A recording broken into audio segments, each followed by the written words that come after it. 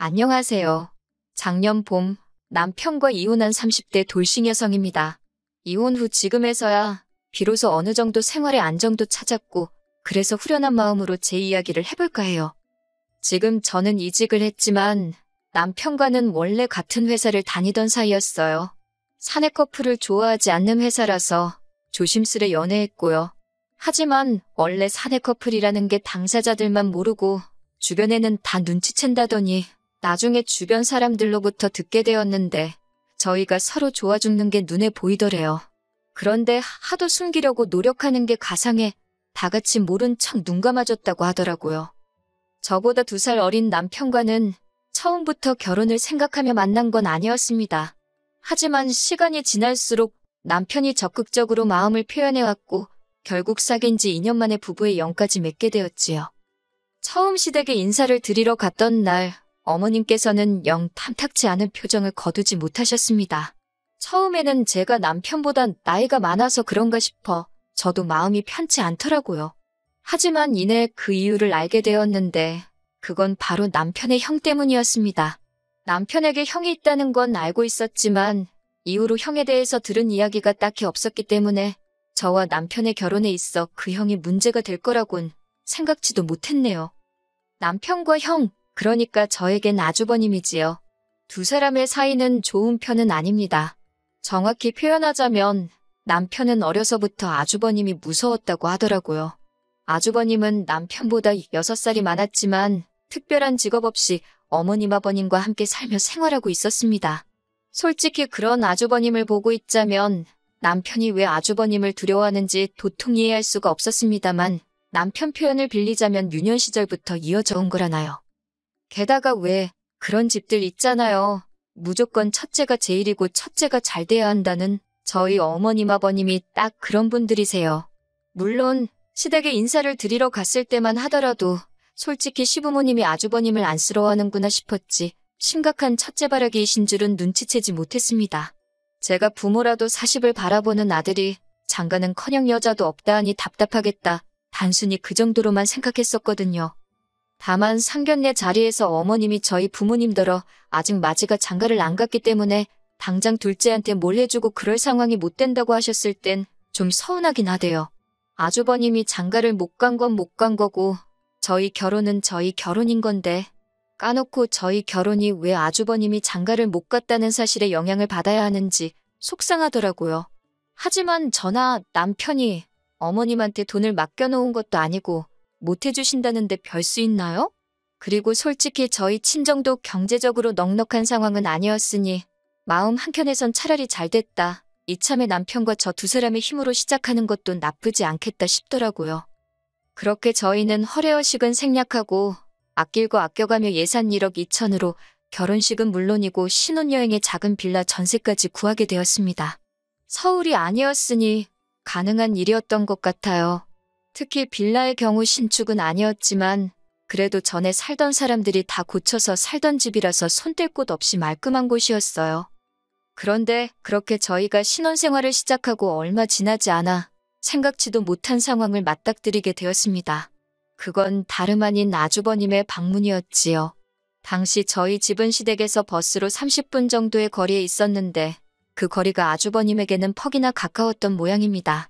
처음 시작은 정말 더웠던 여름의 주말이었어요. 더운 것 좋아하는 사람이 몇이나 되겠습니까만 저와 남편은 정말 더운 걸 지독히도 싫어하는 사람들이에요. 그래서 그날도 전기세 폭탄을 맞을지언정 집에서는 시원하게 있자며 에어컨 빵빵하게 틀어놓고 둘 다 늘어져 있었지요. 그런데 갑자기 누군가 저희 지폐를 눌렀습니다. 인터폰으로 내다보니 아주버님이 서 있더라고요. 황당하긴 했지만 밖에 세워둘 순 없었으니 남편이 현관을 열었고 저는 불이 나게 안방으로 들어가 편하게 입고 있던 옷을 바꿔 입었어요. 연락도 없이 무슨 일로 오셨냐 하니까 한다는 소리가 시부모님이랑 같이 있는데 갑갑하고 재미도 없고 심심해서 놀러 왔답니다. 그게 무슨 말인지 떨떠름했지만 그래도 일단은 왔으니 돌아가시라 하기도 그렇고 결국 제가 기왕 오셨으니 커피나 한잔하고 가시라 했습니다. 그런데 아주버님이 자기 마음대로 저희 집 부엌으로 향하더니 냉장고를 열어놓고서는 수박 있네, 수박이나 갈아줘. 그러는 거예요. 반말로 찍찍 말하는 뻔세하며 왜 이래라 저래란가 싶어 그냥 주는 거나 쳐드세요. 그러고 싶대요. 하지만 당연히 그렇게 말은 못했고 수박에 물 잔뜩 타서 갈아줬습니다. 그랬더니 좋다고 마시고는 앞으로도 심심하면 오겠다는 무서운 소리를 하더라고요. 그리고 그날 결국 아주버님은 저희 집에서 저녁은 물론이고 영화까지 본 뒤 10시도 넘어서 집에 갔습니다. 그쯤 되니까 자고 간다 소리 안 하는 게 고맙더라니까요.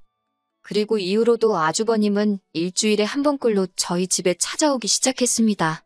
그런 일이 대략 대여섯 번 반복됐을 때는 진짜 너무 화가 나더라고요. 그래서 이 정도면 알아들어라 하는 심정으로 주말에 약속이 있으니 오지 마시라 했어요. 그랬더니 한다는 소리가 자기 혼자 있어도 된다대요. 매일같이 어머님 아버님이랑 붙어 있으려니 자기도 혼자만의 시간이 필요해서 그런다며 마침 잘 됐다나요? 듣다 보니 진짜 어이가 없어서 그러면 어디 호텔 같은 데 가시라고 왜 자꾸 저희 집으로 오시냐 하니까 호텔은 사람 사는 집 같지가 않답니다. 결국 참다 못한 제가 남편더러 뭐라고 말 좀 해보라니까? 형인데 자기가 무슨 소리를 하냐고 그래요. 무서워서 말 못하겠다는 남편을 계속 몰아붙일 수도 없고 결국 제가 어머님 아버님께 아주버님 좀 저희 집에 못 오게 해달라고 말씀드렸습니다. 저희 아직 신혼인데 요 근래 계속해서 아주버님하고 같이 주말을 보내고 있는 것 같다고 너무 불편하다고요. 하지만 애시당초 어머님 아버님께서 제 편은커녕 저를 이해해 줄 거라 생각했다니 제가 어리석었지요. 어머님께서는 오히려 가족끼리 이렇게 저렇게 부대끼며 살면서 친해지는 거다 하시더니 저더러 혼자인 아주버님을 보고 있으면 달리 드는 생각이 없냐고 그래요. 여자를 소개시켜줘야겠다던가 그런 거요. 그 말을 듣는데 아이고 혹 때려다 혹 붙게 생겼네 싶어서 대충 얼버무리고 말았지요. 그래도 다행히 아주버님도 제가 내켜하지 않는 건 눈치를 챈 건지 어쩐 건지 이후로 한동안 잠잠하더라고요. 게다가 집신도 짝이 있다더니 얼마 지나지 않아 아주버님에게도 여자가 생겼다는 소식을 듣게 되었습니다. 어머님 아는 분의 아는 분을 통해서 소개를 받았다 하더라고요. 하지만 그 평화는 오래가지 못했습니다. 결정적인 사건이 터진 건 재작년 크리스마스였지요. 남편도 저도 결혼하고 처음 함께 보내는 크리스마스였으니 어디 다른 데 가지 말고 집에서 분위기 있게 보내자 했어요. 저녁 식사로 스테이크에 와인까지 준비했고요. 그리고 크리스마스 당일 막 저녁을 먹으려던 찰나였는데 초인종 소리 대신 누군가 현관을 두드리는 소리가 들렸습니다. 곧이어 남편이 현관문 여는 소리와 함께 익숙한 목소리가 들려왔는데 맙소사 아주버님이더라고요. 크리스마스 당일날 아주버님이 저희 집에 올 거라곤 꿈에서도 생각지 못했어요. 게다가 그 옆에는 아주버님의 여자친구인지 처음 보는 여자도 서 있었는데 저를 힐끗 보고는 아는 체도 안 하대요. 이게 무슨 상황인가 어원이 벙벙한데 아주버님은 아무렇지도 않다는 듯이 밖이 너무 춥기도 하고 식당도 예약을 안 했더니 여자친구랑 갈 데가 마땅치 않아서 왔다며 좀 쉬었다 가겠답니다. 그래놓고서는 저희가 차려놓은 식사를 보더니 맛있겠다며 같이 먹어도 되냐고 그러는데 정말이지 거지냐는 소리가 목구멍까지 올라왔네요. 간신히 그 말을 삼키며 죄송하지만 지금 저희 먹을 것밖에 없다 했어요. 그랬더니 이번엔 그 여자친구라는 사람이 이건 뭐 혼잣말도 아니고 들으라는 건지 원래 윗사람한테 먼저 드시라고 권하는 게 예의 아닌가 그러는 거예요.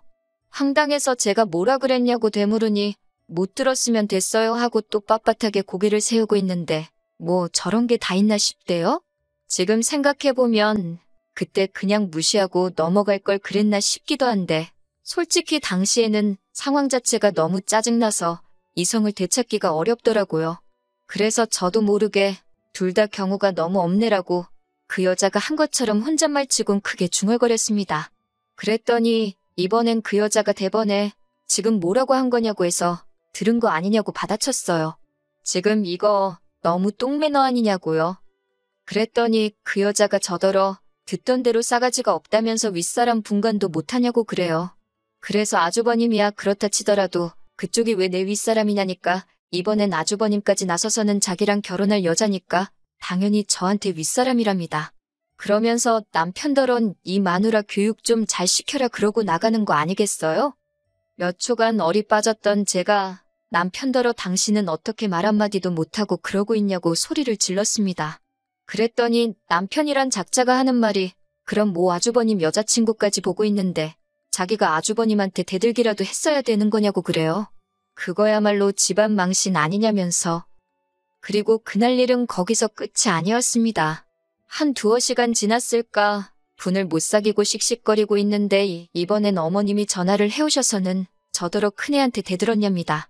큰애라니 누구 말씀하시는 거냐 하니까 아주버님하고 만나는 애가 큰애지 누구겠냐며 걔가 어차피 제 형님 되는 건 시간 문제라나요. 그러면서 새 식구 될 사람인데 말 좀 잘 듣고 하지 왜 벌써부터 찍혀서 집안 시끄럽게 하냐고 그럽니다. 걔가 집안 기강이 다 무너진 것 같다며 혀를 차더라고. 당신이 너무 부끄러웠다나요? 하루도 아니고 몇 시간 만에 아주버님한테 욕먹어. 형님도 아닌 거한테 한 소리 들어. 남편이란 작자는 입에 본드칠을 했나 지 할 말도 못해. 급기야 어머님까지 나서서는 아직 며느리도 아닌 여자 편을 들지를 않나? 내가 무슨 좋은 꼴을 보겠다고 여기 있나 싶은 회의감이 정말 물밀듯이 밀려오더군요. 그런데 남편이란 작자가 한참 만에 한다는 소리가 내일이라도 아주버님한테 전화해서 12월 31일에 같이 식사라도 하며 보내자고 여자친구분하고 같이 오시라고 정식으로 초대를 하랍니다. 그리고 오늘 일에 대해서 미안하다고 사과를 하래요. 그러면 그쪽에서도 이번 한 번은 그냥 넘어가 주지 않겠냐고요. 그 말을 듣고 나니 정신이 번쩍 들었습니다. 이번에 그냥 어물쩍 넘어가면 앞으로도 내가 아주버님이고 뭐고 그쪽에 끌려다니는 건 시간 문제겠구나 싶은. 그래서 남편더러 그렇게 굽신거려서 잘 지내고 그러고 싶으면 너나 해라 그랬어요. 내가 미쳤다고 그 비위를 맞추면서까지 너랑 사냐고. 됐다고요. 니들끼리 오순도순 형님아우 하면서 살라니까 남편이 그게 무슨 소리냐 해서 말귀도 못 알아들어 먹냐고 너랑 안 산다는 소리라고 쏘아붙였지요. 남편도 남편대로 자기가 연하라서 무시하는 거냐며 알겠답니다. 헤어지재요. 자기가 저보다 어리긴 해도 엄연히 남편인데 이렇게 무시당하면서는 못 산다나요? 지 형한테는 할 말도 못하는 게 나한테는 눈에 쌍심지를 켜고 달라드는 걸 보니 기도 안 차더군요.